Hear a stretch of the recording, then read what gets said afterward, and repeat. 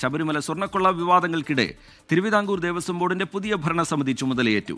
തിരുവനന്തപുരത്ത് ദേവസ്വം ബോർഡ് ആസ്ഥാനത്ത് നടന്ന ചടങ്ങിൽ പ്രസിഡന്റായി കെ ജയകുമാർ IAS-ഉം ബോർഡ് അംഗമായി മുൻമന്ത്രി കെ രാജുവും സത്യപ്രതിജ്ഞ ചെയ്തു. തെറ്റായ വഴികളെല്ലാം അടയ്ക്കുമെന്നും പിടിമുറുക്കേണ്ടിടത്ത് പിടിമുറുക്കുമെന്നും കെ ജയകുമാർ IAS പ്രതികരിച്ചു. മണ്ഡല മകരവിളക്ക് തീർത്ഥാടനത്തിനായി ശബരിമല നട നാളെ തുറക്കും. ശബരിമല സ്വർണ്ണക്കൊള്ളയിൽ തിരുവിതാംകൂർ ദേവസ്വം ബോർഡ് പ്രതിക്കൂട്ടിൽ നിൽക്കുന്നതിനിടെയാണ് മുൻ ചീഫ് സെക്രട്ടറി കെ ജയകുമാറിന്റെ നേതൃത്വത്തിലുള്ള ഭരണസമിതി ചുമതലയേറ്റത്.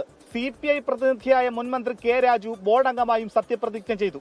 VN വാസവൻ ഉൾപ്പെടെ മന്ത്രിമാർ ചടങ്ങിൽ പങ്കെടുത്തു. നമ്മുടെ നാടാകെ ശ്രദ്ധിക്കുന്ന, നെഞ്ചേറ്റുന്ന പ്രഗത്ഭനും പ്രശസ്തനും പ്രതിഭാശാലിയുമായ Shri K Jayakumar IAS Thiruvithamkoor Devaswom board പ്രസിഡന്റായി എന്നത് ഏറെ സന്തോഷിക്കുന്നു.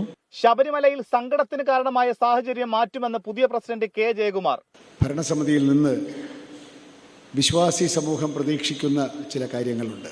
ബോർഡിനെ കുറിച്ചുള്ള അവരുടെ സങ്കല്പങ്ങളിൽ ഭംഗം വന്നിട്ടുണ്ട് എങ്കിൽ അത് തിരിച്ചു സ്ഥാപിക്കുകയും അങ്ങനെ ഭംഗപ്പെടാൻ കാരണമായിട്ടുള്ള സാഹചര്യങ്ങൾ എന്തായാലും അവ ഇനി തിരുവിതാംകൂർ ദേവസ്വം ബോർഡിൽ ആവർത്തിക്കുന്നില്ല എന്ന് ഉറപ്പുവരുത്തുകയും ചെയ്യുകയാണ് ഈ പുതിയ ഭരണസമിതിയുടെ നിയോഗം.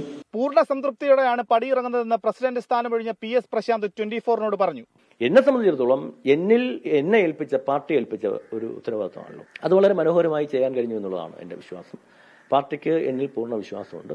ഇക്കഴിഞ്ഞ വ്യാഴാഴ്ചയാണ് PS പ്രശാന്തിന്റെ നേതൃത്വത്തിലുള്ള ഭരണസമിതി സ്ഥാനമൊഴിഞ്ഞത്. മണ്ഡല മകരവിളക്ക് തീർത്ഥാടനത്തിനായി ശബരിമല നട നാളെ തുറക്കും.